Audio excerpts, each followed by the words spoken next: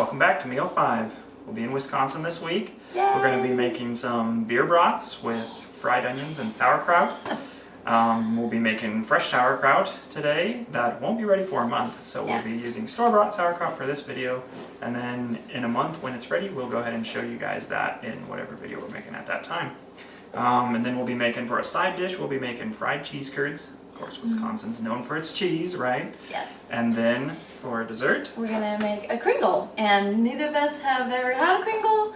I feel like I've heard of it, but we haven't ever had one. So we're not making a completely traditional one, but we we hope that you'll like it and it turns out delicious. So we're gonna be switching roles today. Matt's gonna make the Kringle, the dessert, and I'm gonna make the main meal. So let's get started. all right, enjoy. All right, so we're going to be starting with our sauerkraut today. And the first thing you're going to want to do is you're going to weigh your cabbage. You're going to want about 1.5 to 2 teaspoons of salt per pound of cabbage. So I used 4 pounds of cabbage, and therefore I used about 8 teaspoons of salt. And your salt in this case is also going to want to be a specific kind of salt. So you're going to want to use preserving salt or some kind of pure salt, kosher salt, pickling salt, something along those lines. Not your iodized table salt, not your sea salt, none of that kind of stuff. And then once you have your cabbage all weighed out and you have your salt all measured out, you're going to go ahead and you're going to cut your cabbage into quarters. Starting, you're going to actually take off all your outer leaves of your cabbage and any damaged leaves as well. So anything where, bacteria or contaminants might have gotten in, go ahead and remove all those leaves so that you have really fresh, healthy looking outer leaves. And then from there, once you finish that, go ahead and quarter your cabbage, cut it into fourths just like you see me doing, and remove the cores. And then from there, now you've got your beautiful 4 quarters of cabbage. Go ahead and wash those really, really well. You're going to want to remove as much bacteria and contamination, anything that might have, got on there and made it dirty.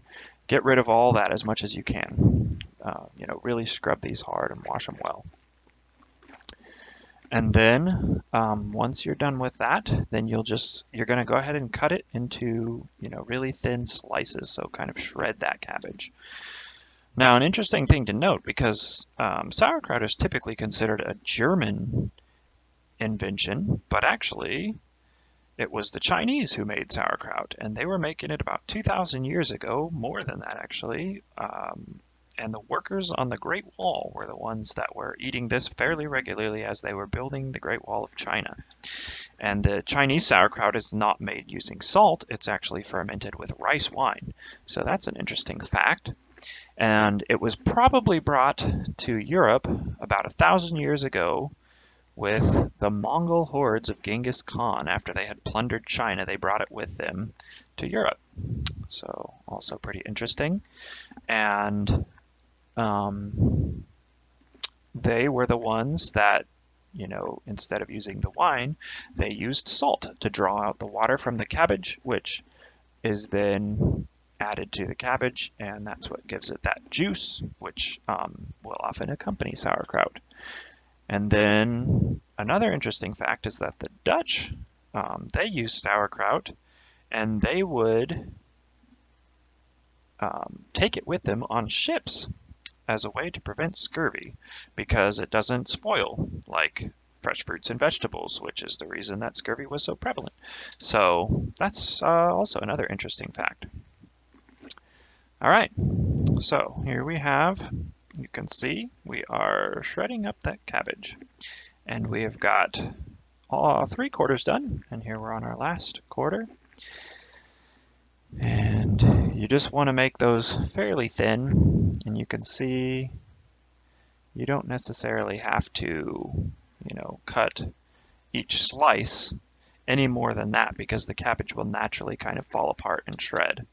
And so there we go, get it in there, kind of pull it apart as you're putting it into the bowl. You're going to want a fairly large bowl for this. Then you go ahead and add your salt. So this was only 1 head of cabbage, it's about 2 pounds. So there we've got about 4 teaspoons of salt. All then you're going to want to just take your hands and just kind of work that salt into the cabbage. You want that, the salt very distributed, very even throughout the cabbage, because what that salt's going to do is it's going to, through osmosis, pull that water out of the cabbage, which is what we want to happen. And that will produce our brine solution that will then be what is primarily making the fermentation happen. So, and keeping out all the bad bacteria. So you can see here, we have, really press that cabbage and, make sure you're taking out any kind of rotten or bad parts that you see as you're going through there. Then you're going to set that to the side for about 15 minutes. Okay. Then when you pull it back, now you're going to want to massage the cabbage, really kind of work it and press it and squeeze out the water, okay, for about 5 minutes. So you should be getting quite a bit of liquid out, and I didn't quite have enough when I was done with this, so I had to make a little extra brine. And for that, you're going to want about a teaspoon per cup of water a teaspoon of salt per cup of water that you make for the brine. So if you need any extra brine, that's the quantities that you're going to use to make your 2% salt solution for the extra brine. Okay. So now, after you have massaged your cabbage, after you've really worked it and pressed out as much of the liquid as you can and gotten it nice and soft and ready, then you will go ahead and you'll take it and you'll get a preserving jar.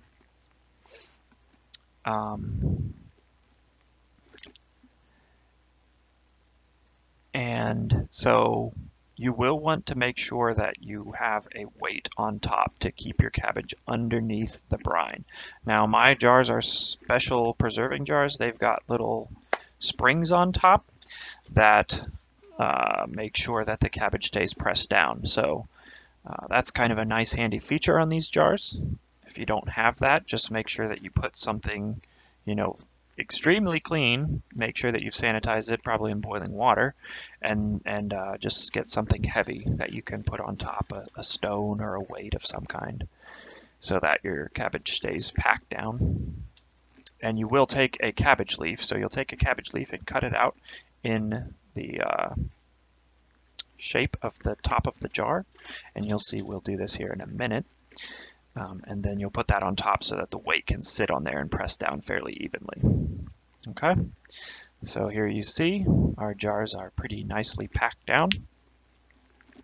And that is our cabbage in there, and now we'll be putting our brine solution on top. And yep, so here you see cutting out the shape of the top of the jar.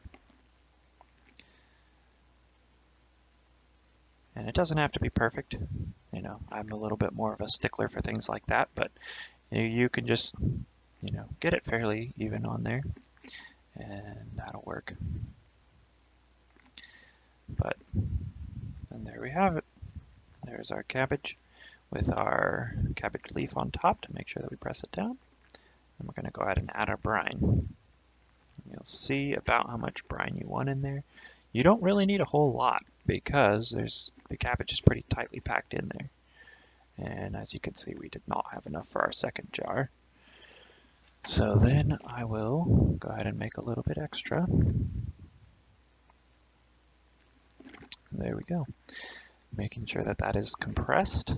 Push down. Put the lid on. And you're going to want to store that in a cool, dry location. 1 to 4 weeks, and then go ahead and after that time, store it in the refrigerator. Hello, we are ready for our beer brats. We're going to use 4 cans of beer. We chose this Milwaukee brand, obviously, since we're doing Wisconsin. So you just want to get a large pot and put it over maybe medium heat. There we go. I think we've got one more can here. Fill it up. Should have had the cans open before we started. Oh well. Now we're just going to put in a whole onion. So this onion, we just sliced it. It's a white onion. I just sliced it in regular slices and then cut those slices in half. And these are just uncooked brat sausages. We're just going to make sure that these are immersed in the onion and beer mixture. And then what we're going to want to do is bring it to a full boil. And then you can remove them from the liquid and actually finish them off on the grill. You'll just do them a couple minutes per side, and that's it. I'm going to tell you a little bit about the history. Brats date back from actually about the 1300s in a region that's now Eastern Germany. Traditionally, a bratwurst is a sausage. It's made of beef, veal, and most commonly pork, sometimes a combination of those. The name comes from the German word Brot, which means fried, and Wurst, which means sausage. Between 1820 and 1910, there were more than 5 million German immigrants that came to the United States, and many of them settled in Wisconsin. And actually, Wisconsin has the largest ancestry group of Germans in all of the United States. So it makes sense that Wisconsin is known for bratwursts. So in 1945, a couple, Ralph and Alice Steyer, opened a butcher shop in Johnsonville, and they turned into the principal bratwurst producers for the Midwest. And that they really grew in popularity when Bill Sperling introduced the bratwurst to Major League Baseball in Milwaukee when the Braves were there in 1954. So it's a pretty fun history and why Wisconsin is known for bratwursts. Yay, cheese curds. All right, we are using 16 ounces of cheese curds. So that is, I think, 4 of these little bags. And then we're still using this Old Milwaukee brand of beer. And we did 1 cup of buttermilk and 1 cup of beer. And you're supposed to stir that up and leave the cheese curds soaking in that. I didn't think that it was enough. It wasn't covering them at all. So I went ahead and did another cup of buttermilk and another cup of beer. I recommend that just so that it covers it. Now, you can see here, it's still not really sinking in. So I went ahead and just took them out of the strainer and just put them into the mixture in the bowl so that they could really soak up all that buttermilk and beer. I just didn't have the right strainer and bowl combo to really make that work in the strainer to be submerged into that liquid. So do what you need to do. This dry mixture is 1 cup of all-purpose flour, 1 teaspoon baking powder, 1 teaspoon salt, and a 1/2 teaspoon of pepper. And we just want to coat the cheese curds and into this dry mixture. Some history on cheese curds. They actually were kind of made by mistake. Some cheese experts were trying to make a cholesterol product from soured milk, and they discovered cheese curds and became a delicious snack. So basically, they're moist pieces of curdled milk. That kind of sounds gross, but they're delicious. They originated in 1950s, actually in Canada, in Quebec. But Wisconsin is the leading manufacturer producer of cheese in the United States, and since like 1840, so a long time.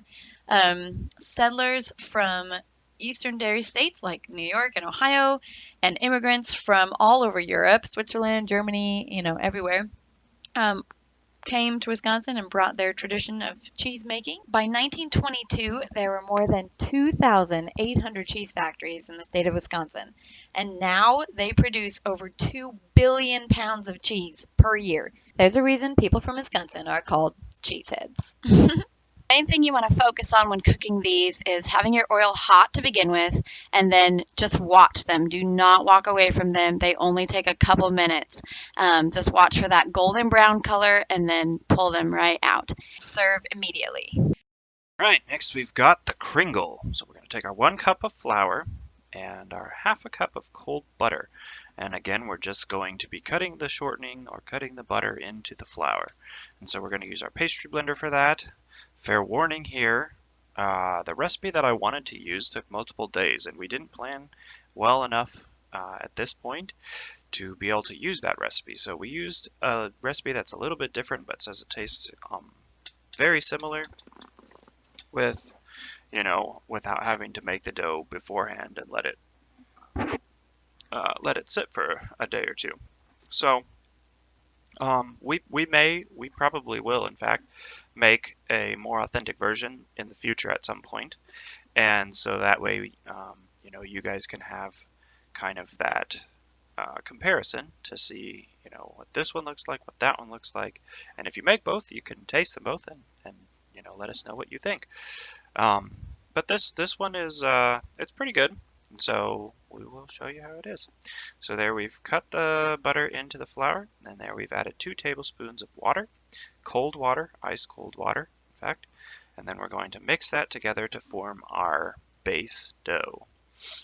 Okay, and so I mixed it by hand. I found that to be easiest, and you're just wanting to just to get it pretty well mixed together. I had to add a little bit more water there. Just made sure it was very cold. And then you're going to go ahead and take it out and break it into 2 even-sized pieces. And then what you're looking to do is you're looking to get 3-inch by 12-inch kind of fairly even flat pieces on a wax paper lined cookie sheet or baking pan. All right. And a little bit of history of the Kringle. So the Kringle was brought to Racine, Wisconsin in the late 1800s by Danish immigrants. And why Danes? Well, the Kringle comes from Denmark, and in Denmark, in fact, the Kringle is the symbol for a bakery, and so you'll see pretzel-shaped pastries on signs all over Denmark, and that means bakery. And so in Denmark, the Kringle is traditionally pretzel-shaped. In Wisconsin, it seems like, based on what I could figure in my research, that it's probably round, and I'm not sure where that comes from. Probably just something that has happened over the years based on how they make it in Wisconsin or something to that effect. All right, so there we have our base. Now we will go ahead and start on our second layer of dough. And so we're going to take another half a cup of butter, and we're going to melt that in a saucepan, a fairly large saucepan because it is going to take up a fair amount of room here. And then once that butter gets pretty well melted, we're going to go ahead and add 1 cup of water. And then you want to let that get fairly hot. And so we're just going to stir that together and let it heat up. And the interesting thing about the Kringle is, so the Danish bakers, they went on strike at some point, and so they were all fired, and they hired Austrian bakers to replace them. The Austrian bakers had this technique for rolling flour between layers of dough. And so then when the Danish bakers came back to work, they kept that style of making pastry. And so that's where you get the Kringle from. And that's why it's so unique to Denmark, and why in Racine, Wisconsin, where there were at one point more Danes than anywhere else in the country, there are lots and lots of Kringle shops. Alright, so there we have added our 1 cup of flour, and we have whisked it together to form a sort of a really thick dough. And then we're going to go ahead and we're going to add 3 large eggs. And I believe that I may have mixed this too much because our dough was very thick. And I think maybe it's supposed to be a little bit lighter and fluffier. But yeah, so there's 2 eggs, and then we'll add the 3rd egg here in just a second. And you have, at this point, you will have turned the heat off, I believe. So, yeah, turn the heat off. Alright, there's our 3rd egg. And then just make sure that you stir it till it's well combined, and that will, and then go ahead and add, there's our ½ teaspoon of almond extract. And that is the completion of our dough, our middle layer. Alright, so then what you're going to do is you're going to take that dough and you're going to put it in just kind of almost like a mound in the middle of our base layer of dough. And you can kind of shape that a little bit better than I did maybe get it a little bit more round, more even looking. But that's what you're looking for. And then you're going to go ahead and bake that at 350 degrees for 50 to 60 minutes until it kind of puffs up and looks nice and golden brown. So here we're going to throw it in the oven. And then we're going to go ahead and make our icing. Alright, icing. So for the icing, we're going to go ahead and do 2 cups of powdered sugar. We got 3 to 4 tablespoons of milk. I think I might have used 4 tablespoons. Our 1 tablespoon of softened butter. And ½ a teaspoon of almond extract. And then you're just going to whisk that together until it's smooth. Okay? It doesn't take too long. And there, it's just went to go get a spatula so that I could get that off the whisk. And whisking it together a little bit more. You can see what it's kind of coming together there. And this is a really good icing. I recommend this recipe for other icings if you want to. And there it's finished. That's what your icing should look like. Pretty good stuff. Pretty good. It was very sweet and delicious. All right, so now we're going to take our Kringles out of the oven. You can see nice and golden brown on top. Perfect. They look super yummy already. All right, and then you're just going to drizzle the icing on top. Yum. And then once you've got the icing on there so that it's kind of nice and even and you've got most of the top coated, you can go ahead and add whatever topping you want on top of that. So sprinkles and sliced almonds are pretty traditional. So I went ahead and did both. One of them is going to have sprinkles, this one here. And of course we used red, white, and blue for 4th of July because it was around that time when we did this recipe. And there's our sliced almonds on the other one. That's it. Hey everyone! We just finished our Wisconsin meal, and I'd say the Beer Brats were definitely a hit, and they were easy to make, so that's nice. But I haven't made them like that before. I've just always, bought them. So it was fun to do and pretty easy. Yeah. Yeah. Yeah, the beer brats, I mean, everything was pretty easy tonight, honestly.